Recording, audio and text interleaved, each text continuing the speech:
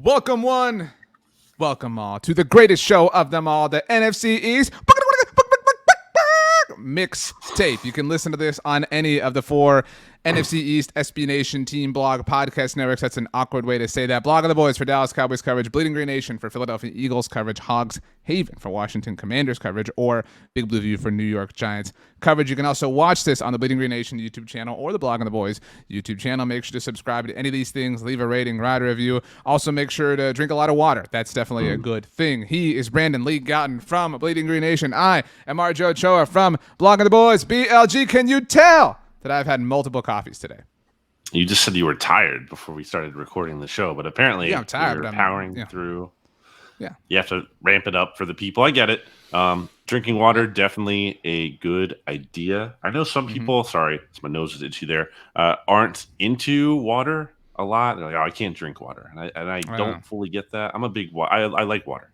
I'm a big water guy.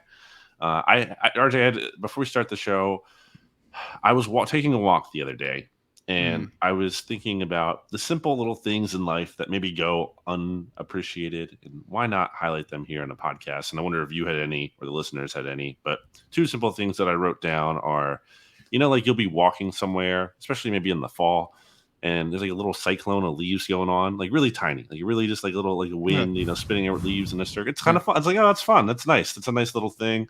And then I also I like this when it rains on a summer day. It doesn't have to be a summer day, but in this case, a summer day, and it's like a quick shower. So it's not like a big storm. So the sky is blue. It's a kind of like a passing shower. The sky is still mostly blue. And then because it rained, like now the ground is wet and it's really reflecting, and you're getting all the blue off the ground. It just looks really cool. Those are both really good, really pensive thoughts from the mind of Brandon Lee Gowton. I actually will give you two. The first one is kind of the opposite of your second one. I mean, everybody loves the fall. I don't know anybody who hates the fall. Like I know people hate the summer, like it's too hot, blah blah blah. But the fall is awesome, obviously. And the other day, I actually mentioned this on a different show on the Blog of the Boys podcast network. It was really dark and rainy where I live for a few hours, and we happened to be making a pulled pork in the crock pot. And so for like that little stretch, that like 3 hours, it just felt like, peak fall. You know what I mean? It was dark outside, and the smell of the crock pot, and just seeing the crock pot just kind of makes you feel a certain way. So I love that emotion. Another thing I would offer is, when you go to a restaurant and you get a drink, whether it's water or not. I know you don't drink soda, but a lot of people drink sodas or teas or whatever. And you get one of the like foam cups that doesn't sweat. That is just such a great feeling. You know what I'm saying? Because I don't have to worry about like a coaster or putting the napkin underneath, and it's going to get all like, wet and like kind of torn up. Like it's just I love those foam cups. Like why can't all foam cups or styrofoam be like that? That's the ideal styrofoam in my mind. You hate the environment. You're pro styrofoam. I do think you got to have coasters. I'm a big coasters guy. You got to, especially, so my setup where I'm at, I have like multiple coasters on my table, and sometimes people will come over and they'll put like a drink right next to the coaster or very close to it, but not on it. And I'm like, what are we doing? Like it's right there. Just put it on the coaster. You and I are cut from the same cloth in a lot of ways. Coaster's another thing. Different thing. Do you do this? I have to turn the volume down when I turn the TV off. I hate, or the car. Like I hate leaving the volume midway or up or something like that. I always turn it down before I turn the car or TV or whatever off. Well, it definitely can't be loud. I mean, if it's at a low to medium volume, sure. I don't have to turn it all the way down, but you can't have it high. You can't have it, blasting. Cool. Well, we've rambled for long enough. First of all, this is episode 69 of the NFC East Mixtape. Nice. I thought about going with that as a title, but whatever. Next up, we're going to get into all of the lead up to preseason games for each of the four teams, kind of more training camp takeaways. It's that time of year. But I mentioned it, Brandon. If you leave a rating, if you write a review specifically, we will read it. And you can write a review on any of the four podcast networks. Leave a 5-star rating, but you can say whatever you want as long as you give that 5-star rating. So I have a few to read. I'm going to save BTB for last, if you're all right with that. All right, let's get into it. The first one comes to us from Big Blue View, and these kind of go maybe not in ascending order, but this one starts off rough. 1-star review. Look, we're honest. I'm not going to lie to anybody. 1-star review comes to us from 50 Years a Giants Fan. This is actually a few weeks old. It is literally titled Brandon Lee Gowton and RJ Ochoa. Here we go. Rest of SB Nation is great. except this horror show led by Wow. Brandon Lee Gowton and RJ Ochoa. If you enjoy two bitter nitwits talking about football, this is the podcast for you. That's what you get when you put a Cowgirls and an ill Eagles, like the words like ill, like when you're sick, ill Eagles fan together. Wow. I really think the Giants fans who are salty with us, like, I think we've been kind of, pretty fair about them. I said they could win the division. I said that. I know. I mean, I don't agree in with that, but earnesty. you said that. Yeah, you did. And also, I think we've both been kind of on that. We think they might be kind of heading in the right direction, sort of sentiment. So, like, I think Giants fans have to like lay off a little bit. I mean, maybe we rip on them, for Eli and stuff in the past, but like, whatever. Who cares? Like, that's a long time ago now. Next one comes to us from I Austin, and that's I spelled EYE, like the it's not an organ, right? Like whatever. Is the I an organ? Do you know? Huh? What are you asking? Is the eye an organ? Like an organ of your body? I don't think it is. Oh, Oregon. I thought you were saying like Oregon. Like anyway, 5-star rating. It is titled Cheesecake Depression. So it's from a few weeks ago, and I talked about cheesecake. RJ admitting he hated cheesecake for most of his life should come as a surprise to literally no one. His bad taste in football teams should serve as the ultimate indication. If America's team was a restaurant, coincidentally, it would be the Cheesecake Factory. Overhyped, overpriced, and an expensive playbook of entrees that only result in one thing: disappointment. RJ, since you probably won't try liking a better football team, at least let BLG school you on better food. You don't deserve to suffer year-round. Signed, an Eagles fan. Who cares? I looked up our eyes organs, and they are. Nice. So there you go. Okay.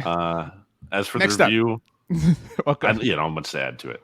Thank you. Okay, next up. These are from BTB. First one comes to us from That Boyd Riz. And it is 5-star rating titled Someone Has to Say It. I'm just going to say, BLG, that I think that this will be a bit controversial among... We need a name for the mixtape audience. The mixtapers? Like that, I don't know that that's cool enough. So that's your assignment before the end of this episode, to name the audience. And it has to be a name that unites Cowboys fans, Eagles fans, Commanders fans, Giants fans. But anyway, so this is titled, Someone Has to Say It. Long live BLG, and may he forever reign. Love BGN, and the mixtape has become one of my favorite weekly listens. Keep up the great work, you guys, but please, for the love of God, someone have RJ stop the Russell Wilson impersonating. It's funny at first, is now just cringe, and we should just move on from this bit. Someone had to say it. Sorry, not sorry. I think a lot of people disagree with that. I obviously am a bit biased, but You love the impersonation. It's a good bit. I can get why maybe some people, the impersonation, I think it's a little too much, but the concept of it, I like the bit, and you got to have a good bit, especially with a podcast. So, all right, how about this last one? The audience. I mean, the first thing that came to mind was like what the WWE does in the NFC East Mixtape universe. That's what they call their fans. I mean, but that's kind of like I always think it's weird. Like if you play for the Orlando Magic, like what are you? Like are you like you're a Magic? Like you're like what is? Yeah, I mean, so like, you're a mage. A universe. Really. You should be a mage if you're on the Magic. I mean, I'm just saying, like, I would want to identify with like a mascot if I was something. You know what I'm saying? Like, what is an Eastern thing? Like, maybe we pick something that is like incredibly East. You know what I mean? To sort of encapsulate the whole thing. What if we pick the card? Like, you're a Cardinal now, because they used to be in the NFC East. You know what I mean? But no, I don't like the universe. But anyway, okay. If you call our listeners Cardinals, then you're calling our listeners frauds. Really. I'm not calling them that. We should call them the Fraudnals. But anyway, last one. This is a little bit long, so I got to kind of blitz through it. 5-star rating. It is from Kolbs _ and I think there's a comma actually after the underscore. It is titled Cross Review Time. Here we go. What's up, RJ and BLG? You might remember me as the author of the rap review. I have since changed my nickname on this app because I had no idea it was Big Pig, SMH. Now I have once again swung over from Spotify to grace you with a review and a new challenge. First things first, I have you say I noticed BGN has a higher rating, 4.8 stars, than BTB, 4.5 stars. Not to read into this too much, but I think this says something about the coolness factor of the corresponding teams. No surprise the Eagles are winning. Secondly, I figured it was only fair to praise RJ's talent as a podcaster on a review for his own podcast platform. He truly is very entertaining despite his Dallas fandom. Seems impossible, yet it has been achieved. This is in no small part thanks to his Russell Wilson impersonation. I have no doubt. I listened to all his shows on the Nation NFL show without fail, but let's be honest, nothing tops his pairing with BLG for the NFC East Mixtape. Chef's kiss. Now, Finally, I promised a challenge. I want to hear RJ talk favorably about the Eagles for as long as Brandon can do push-ups consecutively. Good luck, Big Pig. We'll have to do that sometime. Not today. Today's not the day to do that because it's very hot. I'm very tired, and I'm probably could only do one right now. I probably do more than one, but I don't even want to do any. So we'll do that at some point. I think that's a good challenge. Okay, so the challenge will be BLG will record himself doing push-ups, and then for as long as that goes, say it's 20 seconds, which I think is gracious to you, I have to talk impressively. But I don't think, just like from the technical standpoint, you should do the push-ups while I should talk while you're doing the push-ups, because I don't think you wouldn't be able to have the headphones down there. You know what I'm saying? Like, right. You can do the push-ups on camera, but then come back here, we'll time it, and then I'll talk about the Eagles for that length of time. I don't know how the camera thing is going to work. I don't really think that's like, I don't know if I'm going to be able to get a good angle unless I like move my whole laptop down to the floor. But I don't know if Well, then you move your whole laptop. I think you just have to do the honor code and trust that. Maybe we call the listeners the push-ups. I kind of like that. But anyway, let's move on. Dallas Cowboys. Since we last spoke, they signed Anthony Barr. That make you shake in your boots? Who cares? No. Wow. Who cares? Wow. Do you care? Actually really, is this exciting? I do. So I did a TikTok on this, and it was titled 5 Reasons to Be Excited About This. And one of them was this, and like, just hear me out. One of them was this shows the Cowboys get it. We've been screaming, Cowboys fans have, to give the team quality depth. They have such question marks at swing tackle, at receiver, at kicker, which is a new thing. And so I mean, Micah Parsons is not your normal linebacker. You would admit that, right? Like he's arguably one of the best edge rushers in the NFL. So if he's rushing the passer, who's playing linebacker for you? Leighton Vander Esch? Cool. He played every single game last year, but the 2 before that, he combined to play 19 games. Like it was a very treacherous bet to make. So they've hedged that. I love that. It costed $2 million. Everything about it is a pro as far as I'm concerned. I just wish they would apply that same methodology to other positions on their roster. Okay, yeah, I mean, I don't think it's anything needle moving at all. Not like, oh wow, now the Cowboys have Anthony Barr. This is a big deal. I mean, it's better than, I guess, your other alternative to a backup or a contributor or whatever. But I don't know. Does it have a ton of juice for you? I mean, he's arguably the best free agent they've signed all offseason. Like, okay, I mean that's just like, not saying much though. No, I know that. I mean, like, it all requires necessary context. And so it was a really big boost. There are a lot of, like, this training camp has answered some questions for me, like whether or not, and I've said this in other places already, but like whether or not CeeDee Lamb is ready to be that star wide receiver. And I know it's training camp, so again, like living in the context of that too, whether or not Micah Parsons and Trayvon Diggs can do it again. Like the arrow's pointing up for all those things for me. It's pointing down as far as depth at swing tackle or even depth at receiver outside of CeeDee, obviously, at the kicker position. I was kind of indifferent when it came to linebacker because, you know, aside from Leighton Vander Esch, they're banking on Jabril Cox returning from an ACL injury in his second season. He didn't play a lot defensively prior to his injury a year ago. And so there were, you know, I like raising the floor. It allows Micah Parsons to do something that he is very good at. And so if you're opening the door of possibility to that, you're making me happy. So it was an A+ move, again, especially because it was $2 million. Like, I would rather have Anthony Barr than, you know, $20 million in salary cap space. Yeah, I mean, it's fine. It's not a bad move, but it's solid. It's fine.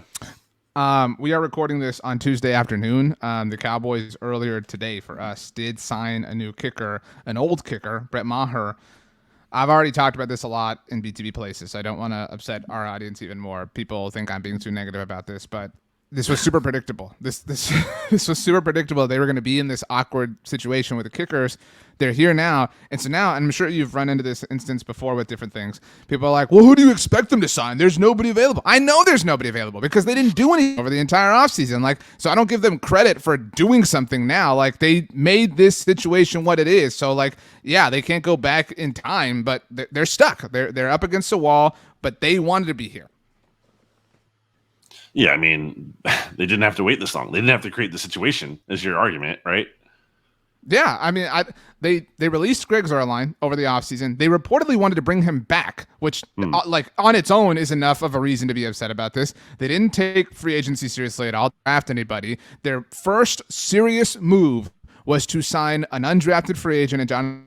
I've been telling people like they were trying to hit the lotto. Like that's what they did. Their plan was to win the lottery, and it is technically a plan, but it didn't work out. He didn't even make it to the preseason. Like, and I actually feel badly for him. I do feel like the Cowboys, they do this where they set somebody up to kind of be the face for their failure. So now everybody's like, well, Garibay sucks, blah, blah, blah. Yeah, he did not have a great training camp, but he was not put in a position to kind of feel secure with the team. And so, yeah, maybe Brett Maher is better, but the other thing is like, and the answer to this is just like, well, Jerry Jones talks too much. Yeah, duh. Last week on Saturday, Jerry Jones said that he wanted consistency when it came to extra points. Great job, Jerry. But Brett Maher was a least or less consistent extra point kicker than Greg Zuerlein a year ago. So like if Greg Zuerlein wasn't enough, he wasn't. You cannot tell me that Brett Maher was. So I hope Brett Maher is amazing. I hope Lareem Hairulahu, the other kicker, beats him out, or whoever wins. I hope that they're perfect and wonderful. But the process of all this is broken. That's really the hill I'm on personally. Yeah, it seems lame to me that they're having these issues, and the first guy they go back to outside of the building is a guy who used to be in the building. It's like, oh, we'll just bring that guy back, because we know him, even though he went 20 of 30 when he was last with the Cowboys in 2019 from field goal range, which is pretty bad. And obviously he did a little bit better last year at the Saints, 16 of 18 when he was kicking for them. Although, like you said, he did miss 2 extra points. That's not great. Previously, he'd only missed 1 extra point with the Cowboys out of 38 tries there, or no, 68 tries there. So Bill Barnwell, as we talked about in Slack, noted that the Cowboys' biggest weakness, right, like our biggest Achilles heel, was the kicker situation. Well, he wrote like biggest Achilles heels for contenders, right? It wasn't like every team in the NFL that he wrote about, right? And so for the Cowboys, he picked the kicker position, which I was a little bit stunned by. I mean, Barnwell's awesome, but that's the Achilles heel, and it has been. And I mean, I actually like that makes my argument for me, like that they haven't taken this position seriously, and they've just kind of expected to make limit. Like John Fossil is a really innovative special teams coordinator, but man, this dude is skating by on a lot of reputation with this kind of stuff. Like his only kicker since he's been with the Cowboys, at least, has been his buddy from the Rams in Greg Zuerlein, and he held on to him way too long, and then he just said, "Oh, I can pluck this UDFA out and make him awesome," and it just doesn't work that way. I would say their Achilles heel is swing tackle, though, to be clear.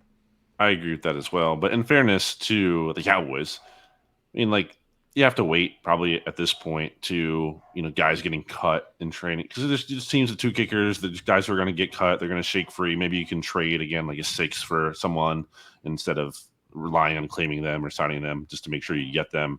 So, they do have that. I guess it's not fully ideal to be in that spot as opposed to you kind of like to have that guy in-house already.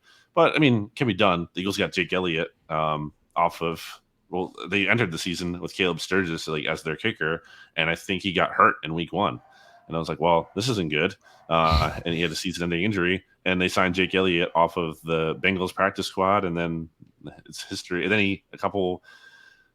a week or 2 later, he's hitting a 63-yard game-winning field goal against the New York Giants. So, it's just the kicker thing. It's like you can only sweat it so much, I feel like. It is a position, though, that scores points. Like I don't think people pay enough attention to it. But it can be, it's not a molehill, but it can be like a large molehill that gets made into a mountain. So last thing was I had written down, and we didn't do this for every team, but names to know. Just because, this is training camp time, but I would imagine like not every Eagles fan is aware of these 2 names. Dennis Houston, UDFA wide receiver. Dak loves him. And some of this is that Michael Gallup's not there and James Washington's injured. But Dennis Houston is somebody who Dak clearly is favoring and just looking for often and consistently. So Dennis Houston, a name to know. I don't know that he makes a 53-man roster, but he's definitely somebody who hangs out. He might make it by virtue of the injuries at the beginning. Like maybe he doesn't at first, and then they bring him back after they IR, Gallup or whatever process they ultimately go through. But that's the first one. The second, Cavante Turpin. He was actually the first player who they've now brought in 3 players since camp began. And it was early on they brought in Turpin. For anyone unaware, he was the USFL MVP this past season. Super fast, like just ridiculously fast. That's he came in to kind of be like this return specialist for the Cowboys. But due to the injury to James Washington, the door of possibility has kind of swung open for him offensively. I've seen a lot of jet sweeps and kind of like pitch motion things to him. If you remember the way the Cowboys used Lucky Whitehead or Lance Dunbar, this kind of fits into that mold for me. So I could definitely see him having a place on the offensive side of the ball.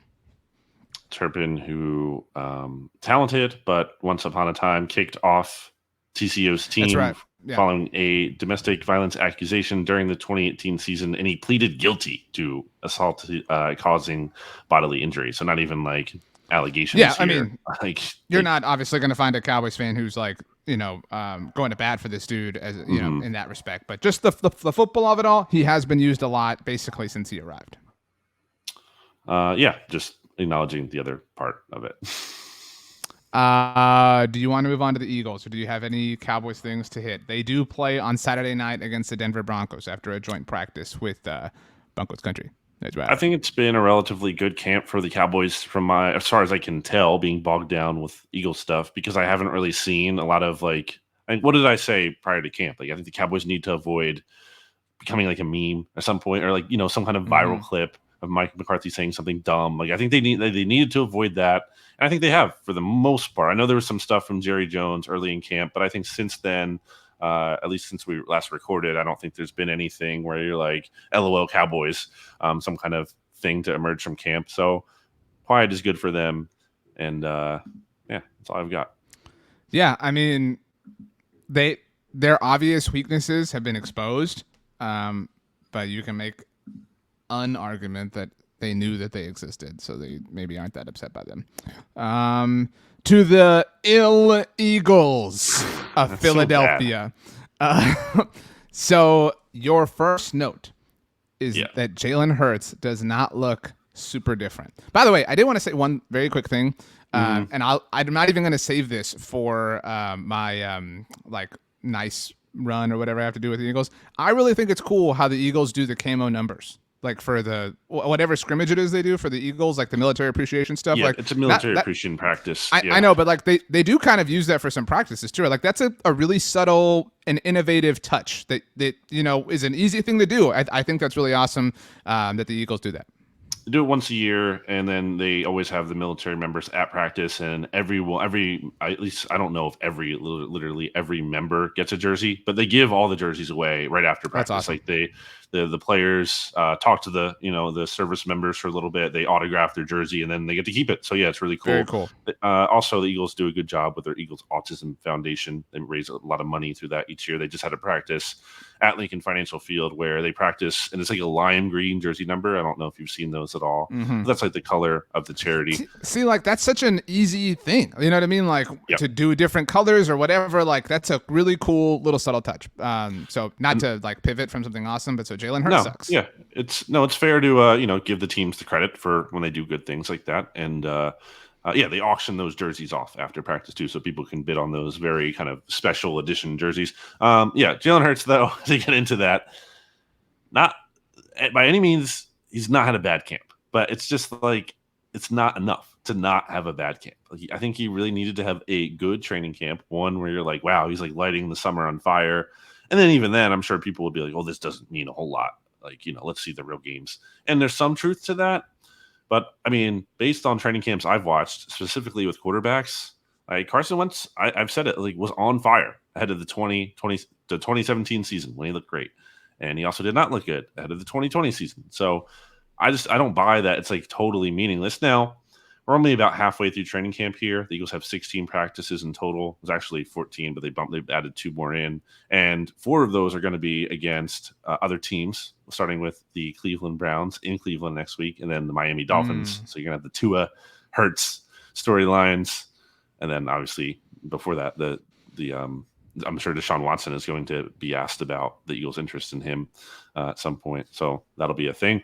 But to the Hurts of it all, Jimmy Kempski, RJ, did this activity last year where he basically did stock up, stock even, stock down for Jalen Hurts for his games. And Hurts only played 15 games last season. He missed 2, the finale in the Jets game. And basically it was even. It was almost even across the board in terms of up, even, and down. And I think that's basically, I think, what we're seeing through training camp so far. I have 2 stock up days for him. I have 4 stock even days for him, and I have 3 stock down. I don't think he looks night and day different. I think you can point to certain things where there's been improvements, but it's not like drastic. It's like, yes, this is better, but it's not way better. And you're not seeing, even if it, like, the point is, the offense doesn't look great in camp. So it's not manifesting in a great offense. And again, maybe that only matters so much. Yes, the Eagles haven't had their top 2 left tackles in practice for a bit, and actually they're down to their top 3 left tackles right now. But like, okay, there could be a point in the season where you're missing a starting offensive lineman. Like that's not excuse enough. So I just think it's concerning, bigger picture, that he doesn't look like a different player in a really night and day big kind of way.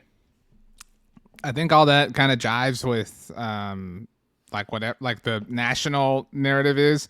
I think you would agree. There's a lot of like national push for Jalen Hurts, right? He's a likable guy. Like he's a great like face of an organization.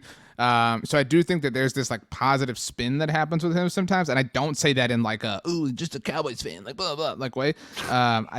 So it's time. Like I just like he's running out of time for it to not be time. You know what I'm saying? Like like I feel like, and I'm sure you feel this way, and Jimmy and everybody at BGN and Eagles fans everywhere, like, I'm sick of like hypothesizing about this. Like I'm ready to know one way or another. And I know a lot of Eagles fans, like the worst case scenario is that he's just like fine, he's kind of good again. Like it needs to be like, okay, you're it or you're not. Like we need like fly high or completely bottom out. Like be awful or be amazing, but don't be somewhere in between where we're still stuck in this purgatory. Yeah, and that's where I think they kind of are right now. I think they're kind of stuck. I just don't see how this is going to be a high passing volume offense all of a sudden. They're not even like he's not even throwing a ton in practice. Now, when he is throwing, I will say he's throwing to AJ Brown. Hot fantasy tip for you, RJ: draft AJ Brown, and the AJ Brown Jalen Hurts stack specifically is going to be fruitful for you because that's all he's throwing to. And I tweeted that you don't even play fantasy and you're out here giving tips. Well, I know the game. I'm aware of what's going on as part of the machine, if you will.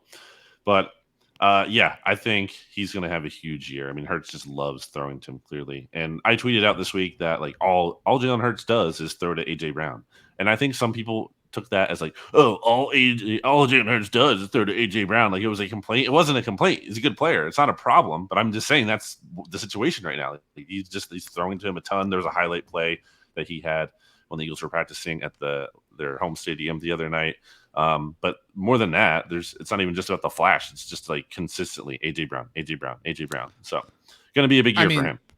We're kind of talking about this before we started recording too. Like it's because like you can throw it anywhere near him and you can be successful, right? Like I hate to say this, and like I feel like this is like a conversation from the future, but like Devontae Smith is not his receiver. Like doesn't like his skill set doesn't mesh with Jalen's deficiencies. Right. You know what I mean? Timing and getting the ball quick, route running. Right. Yeah. Like I would put, or 2 years into Devontae at this point, but like I would put Devontae, or not 2 years, 1 year in. I would put him in the camp of Stephon Diggs, Amari Cooper. Like, you know what I mean? Like you just like perfect. You have to have that there. But I would put it, and I don't mean to simplify their games, but like I would put AJ in the camp of like Julio, Dez, like Calvin Johnson, like just big, massive target, Gronk. You know what I mean? Like red zone threat. So yeah, I could totally see AJ Brown having like 14 touchdowns next year, and like just Eagles get down to the goal line, hand it off to Miles Sanders one time or Kenneth Gainwell, it doesn't work out, and just throw it up to AJ Brown and come down and score. Like they're gonna, on the subject of fantasy, they're gonna be so many Devontae Smith owners or Dallas Goedert owners that are like, again, like, you know what I mean? Like how does AJ have 3 touchdowns off 4 catches in this one game? It's gonna be something like that. Yeah. So you're already wrong about the Eagles losing the trade. They're clearly winning the trade because AJ Brown is. I mean, jokes aside, he does look like legitimately like one of the very best players in camp. He's been great. For anyone who did not listen or does not listen to the SB Nation NFL show, number 1, shame on you. But number 2, go subscribe to the SB Nation NFL show, leave a rating, write a review, and go listen to last Friday's episode of The Look Ahead when Rob Stats Guerrera made a completely objectively based argument that the Philadelphia Eagles got fleeced in the trade for AJ Brown. I mean, I don't think you believe that. It was Stats' argument. It wasn't my argument. So, I mean, right. But to be clear, like I think you've said they lost the trade, and I think that's one thing. I don't think you would say they got fleeced. I didn't say that. Stats said that. I said they lost the trade. It's 51-49 in my literal definition. Okay. Stats made it sound like it was 90-10, if that. You have written down 3 names to. You've written down 3 names to note: Jason Huntley, Britton Covey, and Reed Sinnett. Sign it would be cooler, like to get his autograph, but why these 3 names? Reed, sign it. Exactly.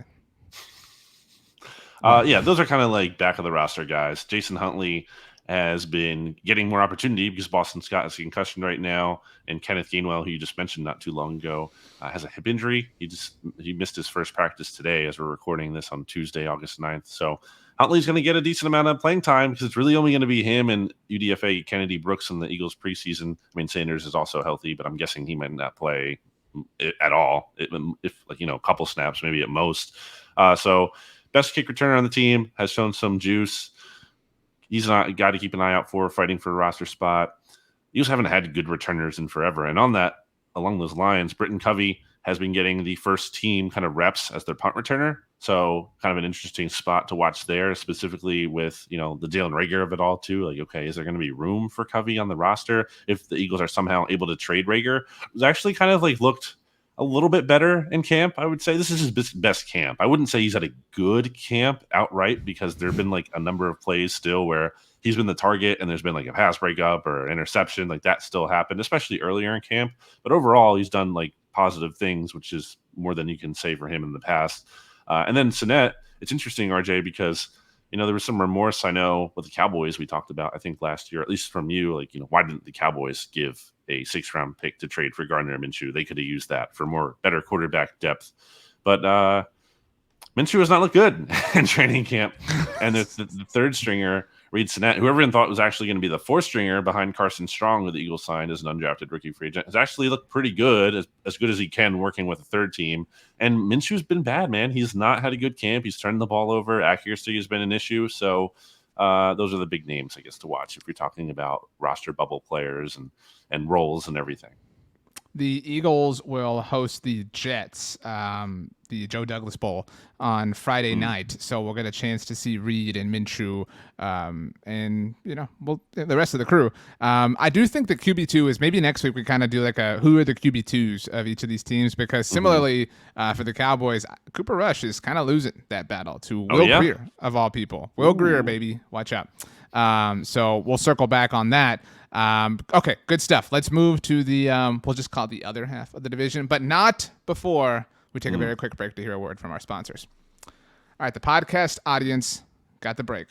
The YouTube audience kind of got the break. Not really. You told me, Brandon, that you picked up a new hobby during the break. What is that new hobby, and why did you choose it? Well, my grandmother did a lot of knitting. Rest in peace to my grandmother. And now I'm taking it up in her stead, and I'm knitting all the time now. It's not true. What are you working on? What's the first thing you are going to knit to completion? She was really good, like a bit aside. She was really good because she would make like scarves. I have a couple scarves from her, and I think she made some like winter caps, some beanies, some winter caps for like my mom and some other relatives. She was really good at it. So yeah, shout out to my grandma. That's pretty cool. I've mentioned before how I've never been in a basement, like obviously, a southern thing. I've also never really lived in a climate where it's been cold enough to where I needed a scarf. Like, is a scarf a regular part of your wardrobe during the winter? I mean, if I'm going to be outside for an extended period of time, I don't need it if I'm, like transitioning necessarily from car to a place, and I'm not going to be outside for a very long time. But if you're going to be outside, it must be so complicated to put on in the car because you got the seatbelt, like, you know what I mean, like. So, you don't need a scarf, I don't think, but like it can be nice if you're going to be out in the cold for a bit. Okay, let's move on to a team that is definitely out in the cold. Pro segue right there. The Washington Commanders. I don't even know where to start. We have a lot of Carson Wentz stuff to get to, but we are recording this on Tuesday afternoon, as mentioned. And on Tuesday morning, which is the name of a retail store, by the way, the Commanders and the infallible Ron Rivera.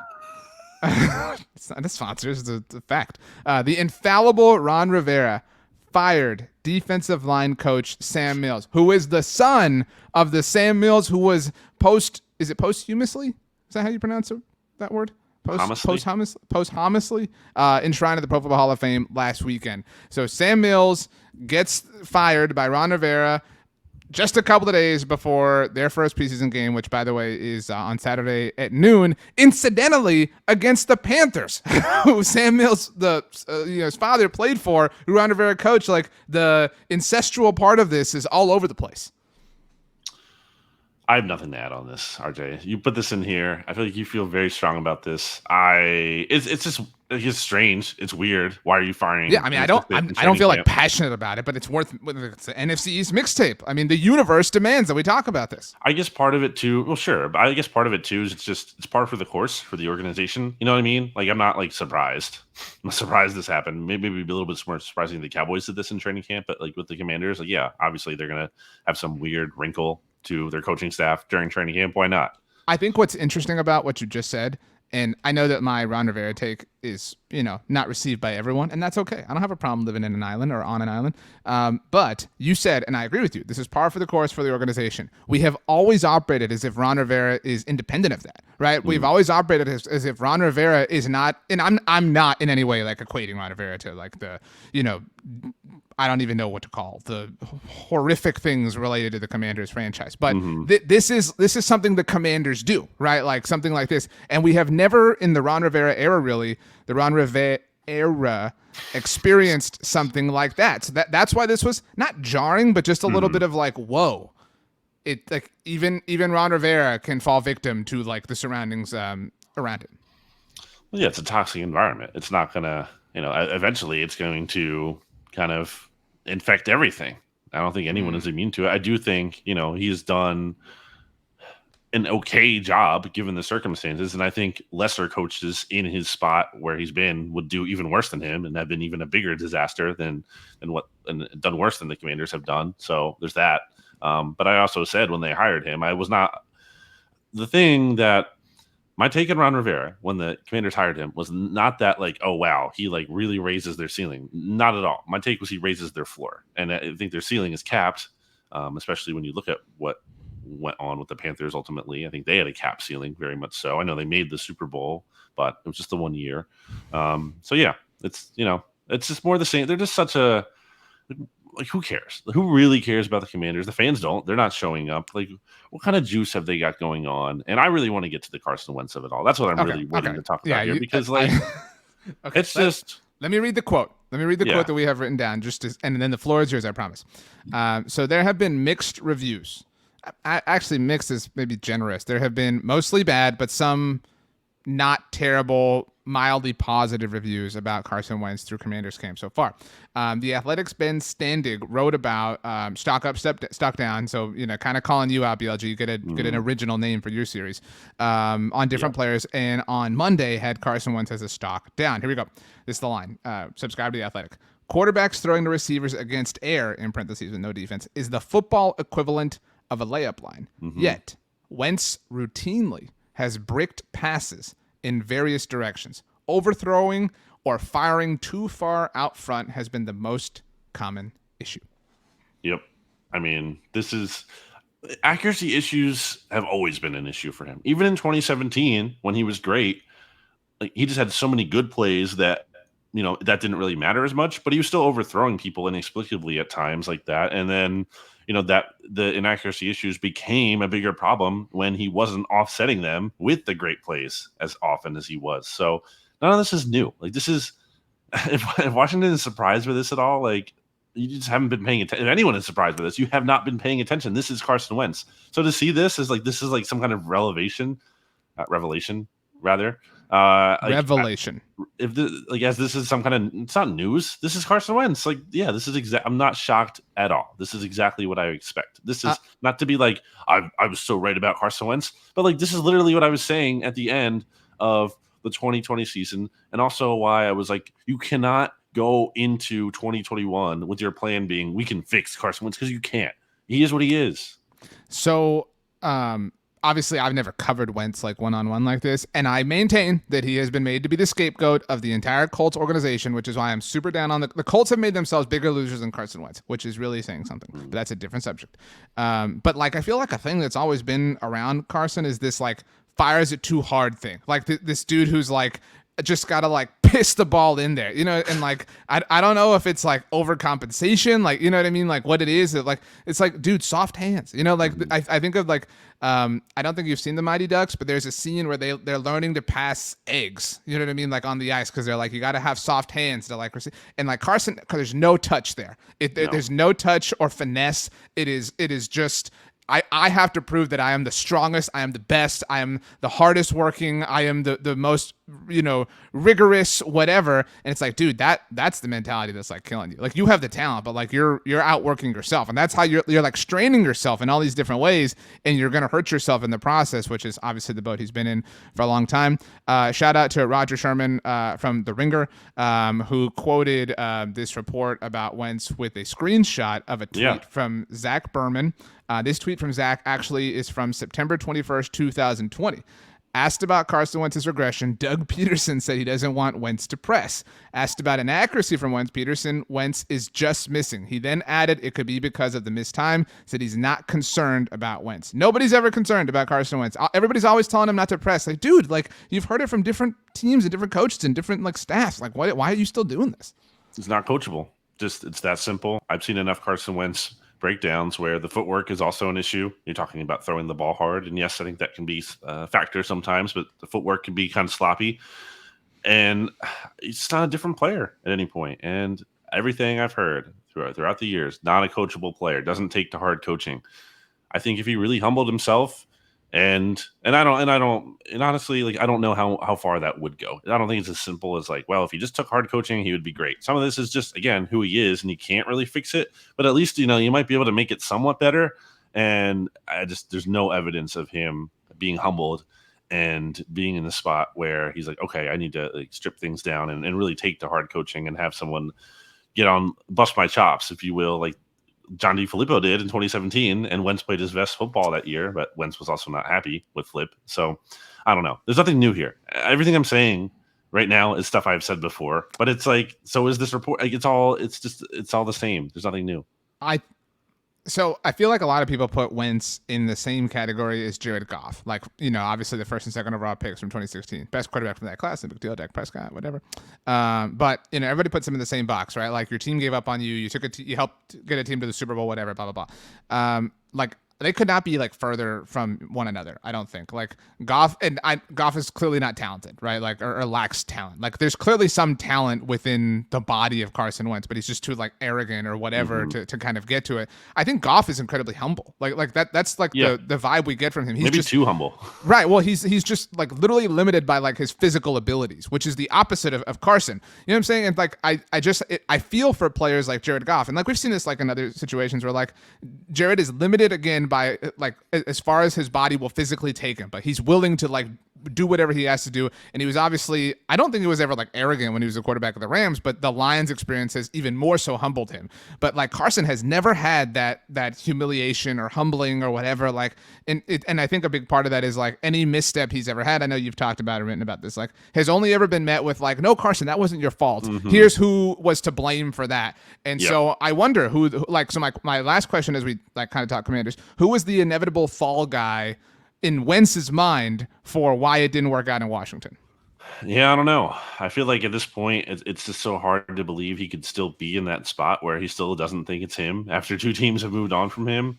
Again, the only kind of point of optimism I can offer to Washington fans is that there isn't like a huge Wentz guy in that building the way there was, and obviously in Philly with a lot of different people, not just like coaching staff, but front off, like a lot of different factors going on there. The whole ecosystem, I would say. Not to interrupt you, but like I credit the Eagles for admitting that, right? For saying, and to a degree, I credit Howie Roseman for saying, you know what? To a degree, Doug Peterson coddled Wentz. Like there has been some like self accountability within the Eagles organization that we aided and abetted this. There has been none of that from the Colts. That's why the Colts are such losers to me. The Colts are like, we did nothing wrong. Like Wentz came in and Wentz sucked. Like we're victims here. But go on. I mean, I guess Frank Reich did kind of apologize, right, or whatever. He kind of did admit that. He apologized to the Colts, though. You know what I mean? Like for like vouching. Well, for whatever. him. We don't need to get into the Colts at all. Yeah, go ahead. Commanders, very mid outlook, I would say. If they were a dish, if they were a food dish, like a meal, what would it be? Like, I was gonna say a meatloaf, but I think a meatloaf can be nice. I think that's too I have an generous. answer to my own question. I've never had this before, but on the TV show Doug, which I presume was named after your dad, there was an episode where he had to eat liver and onions, and he was dreading that. And I've never had the meal, but I always thought it was terrible just based Ugh. off of, that episode. That's who the Commanders are. They're liver and onions. Gross. Okay. The New York, we don't talk about them in nice enough ways. Football Giants. Check me out, Brandon. The Giants had a fight on Monday. Oh, yeah. Giants had a fight. Linebacker Cam Brown, offensive lineman John Feliciano, and offensive line coach Bobby Johnson were involved in the scrum. Somewhere in Foxborough, Joe Judge was smiling on Monday. I did say prior to camp, the Giants need to avoid any of this kind of callback to the Joe Judge training camps. And I already saw some people kind of claiming that. And I don't know if that's been the whole vibe on the whole as much as this is just one incident. But there was that picture that I sent you of the one offensive lineman or whoever. I don't know who was who in the picture, but like someone having one of the Guardian caps, like being like dragged around by that. So intense. Oh, I thought you were still talking. I was No, I mean, like it looked intense. That's all I have. I mean, it's a fight. The fights aren't the biggest deal. I think we've talked about that before. I don't think a fight means that like the team is in total disharmony. Right. We there have been like kind of up and down reports from Daniel Jones. There was the video of him, that did not look good. That took off. It does kind of feel like the Giants are like all in on this is a rebuilding year. And it is rare that teams like fully embrace that. I did think it was notable that the Athletics Dan Dugan noted that Daniel Bellinger is like tight end 1 rookie now. Yeah. Yeah, I mean, like they moved on from Evan Ingram and Kyle Rudolph, but It's time. by the way, I think it's so weird that like people think Kyle Rudolph in Tampa is going to be like this thing. Like what? But whatever. Or Evan Ingram in Jacksonville for that matter. That to me though, like there's athleticism within Evan Ingram's body. Yeah, but like come on, how many times have we seen him get hurt? Look, I agree with you, but like I get that point. Like when was the last time Kyle Rudolph like did anything in the NFL? Oh sure, like, I would feel better about Ingram than Rudolph, but that's my point. But so Daniel Bell. So this just feels like let's just see how these kids do, right? Like let's evaluate. It's going to be one long preseason for us from September through January, and then we'll kind of find whatever building blocks we can work around in 2023. That's the vibe. Darius Slayton's working with the third team. Man, how the mighty have fallen. That's tough. Like he was a really intriguing player, especially as a 5th round pick. I remember the Eagles drafted Clayton Thorson, who was terrible before him when they needed receiver help. And he did like as a rookie, he had 740 yards, kind of came on later in that season. He had 8 touchdowns. Like it's pretty good. And 15.4 yards per reception. Okay, pretty good. I remember he gave Ronald Darby some troubles back in the day. And then again in 2020, also had 15.0 yards per reception. Took a step back last year. I know injuries have kind of plagued him throughout his career. Not necessarily like one big massive thing like an ACL, but just like he's had a lot of nagging issues. And it kind of seems like he's going to be on the outside. I don't know. Like maybe that they've just sapped him. Maybe those injuries have taken a toll. But I'd kind of be interested in taking a shot on him if I was another team and I need receiver help. But yeah, I mean, hey, good for them though. They don't need to keep hanging on to these players they've had for a long time. Like they've been bad, so why not cycle through and get some new? Totally agreed. And that's the thing, like, I will feel, and this is in no way about him, but I will feel so much better about the Giants, which I don't want to, when they move on from Saquon. Because, like, that's their one connection to the past, right? Like, it's like they got a new apartment, and they have all this new furniture, but they have this one, like, I don't know, like grandfather clock or dresser or, entertainment center that just doesn't match, doesn't fit, but they're like, well, I've had it for forever and I paid a lot of money for it. Who cares? Move on, sell it. You know what I mean? It doesn't go with the whole like feng shui of what you got here. It is funny. I think there are, maybe some Giants fans like, oh, we can't get rid of this player because, they've been solid. Oh, but like, okay, who cares? Doesn't matter. Like build the team in a new image. You don't need to hold on to the things you've had. And like, that's not to say throw the baby out with the bathwater and like there's a star player. I mean, they kind of did do that even though with James Bradbury, like, and then that was a money thing. There's a factor in there.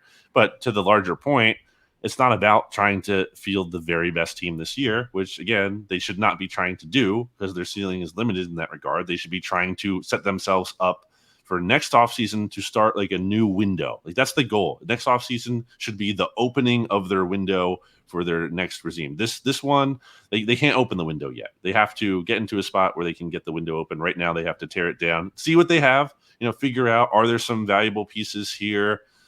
Which actually kind of, I think you and Stats were talking about on the SB Nation NFL show. They will like wanting to play some of his starters in the preseason. I mean, like, why not? In a year where you're not really actually going all in anyway, and why not just get some more reps for those guys and kind of see what you have and what you can keep around for the long term?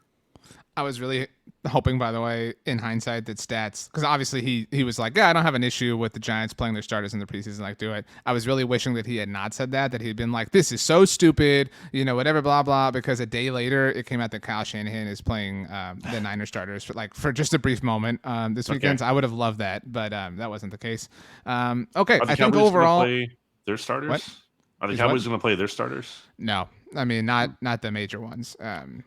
At all? Like they do have the joint practice with the Broncos. Like I think that's where the bulk of like legitimate action will come from against this team. So unfortunately, I don't think Randy Gregory will participate. That would have been a nice little bit of drama. Come on. But I know. Maybe Broncos legend DeMarcus Ware can come to that game and watch. It's an honor to practice against the Dallas Cowboys. I mean, I know Mr. Jones thinks they're America's team, and I hope someday I've done enough in my career to maybe be America's quarterback. I'm the guy. I know y'all write stuff. I'm happy here, Broncos country. Let's ride. I mean, I respect Dak. I'm not taking shots. I know I had that list last year when I actually didn't have a list and I had the Cowboys on there, but that's water under the bridge. I'm so privileged to be here and to these colors, the blue and the orange.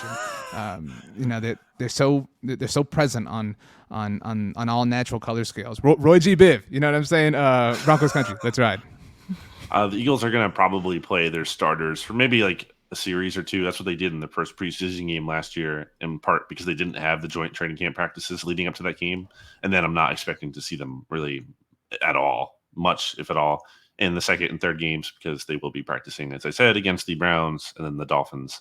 And I think that's where for as much as we've talked about everything now, for me specifically with the Eagles, I feel like I'm going to get my best sense of the team in those practices because that's what I did last year. Like last year when they went up against the Patriots and the Jets, and now I think those teams were not as good of a challenge this year as the Browns and Dolphins, who are not like juggernauts, but I think are better than those teams were at least last year. Because I mean, like you had freaking Cam playing for the Patriots, right. And Cam, come on. So I'm interested to see how that goes. Yeah. I agree with you. You've made the point too that like these joint practices make more sense than preseason games. Like preseason games are just like an excuse for NFL owners to take more people's money and stuff like this. I'm not like putting all those words in your mouth, but I do think it's important to say, because I made this point when it comes to the Cowboys, but it's true for the whole division. Just kind of the turnover we've seen at the head coach position. We really don't know how any of these teams operate in the preseason. Like, how normally like Andy Reid, you have like a great idea like how he approaches the preseason because he's been doing it forever. But it's worth mentioning the longest tenured coaches in this division are Mike McCarthy and Ron Rivera, who took over their respective teams in 2020 when there was no preseason. And so last year, preseason's back, but they shortened it to 3 games. So like we really, we don't have like a large data set for how they approach the preseason with 3 weeks and the bye ahead of the regular season. So it is a little bit strange. My point is, like, I'm with you. The joint practices are where you can kind of mine the most information from. I feel like the mixtape has been weak in the preseason. I've got to say, we need the regular season here. It's just not the same. It's not. What do you mean? I really liked this episode. I feel really proud of this episode. No, it's just not the same. Did you come up with a better name for the mixtapers? Because that sucks. Like, I don't want them to be that. What are the materials involved with the mixtape that like they could be like the markers? Because you need a marker to like, I don't know. Why don't the listeners name themselves? Listeners, come up with some suggestions, and then we'll pick the best one. Yeah, because we're not doing a good job at this, clearly. Okay, then. Well, we've said it all. We'll be back next week. Maybe next week is a good time to swoop into Commander's Camp and get our friends on from over there, and we'll kind of start flying around in our private jet. BLG demands that we only fly in a private jet, by the way, so everybody knows. Yeah. Anything else you want to say? Anything you want to tease? Anything, It's up to you at this point. RighteousFelon.com, RJ. Discount code BTN20. We're 20% off right now. Usually it's 15, but it's a special offer right now. So for all you Cowboys, Commanders, Giants fans who don't get to usually hear this on BGN Radio, if you want some meat snacks, BGN20, 20% off. Righteous Felon. Boom. All right, then let's leave. Sorry, the mixtape was late last week. We didn't give people that heads up ahead of time, but this one was on time. So that being said, Brandon, as we leave, give us coming up with something. I feel like people should tweet at us with your nice thing. What's like a nice little thing like I brought up at the top of the show? I want to hear what's people's like a simple little like something so small that you usually wouldn't even talk about it. I think it's important to kind of take, appreciation of those things. I'll add one more nice thing. When you walk your dog, I'm obviously not everybody's walking a dog, but like when I walk my dog, it's awesome when you and your dog are in such a lockstep that there's no like tension on the leash. Yeah. You know what I'm saying? Like it's just like you're walking in parallel and you're just simply holding it like at your side. That's a really great feeling. That's a great one. Especially, I sometimes I'll walk my friends' dogs and sometimes there'll be times where they're just like, you got to pull them a little bit because they're distracted or whatever. They don't want to go. It's like, come on, work with me here. The other times the flow is great and you're like, this is awesome. All right. Brandon, 4 random words and they all have to start with consonants. Go. Consonants. Okay, so why don't we go recorder, kazoo. Man, I'm looking at my keyboard here to think of things. Watermelon and bagel.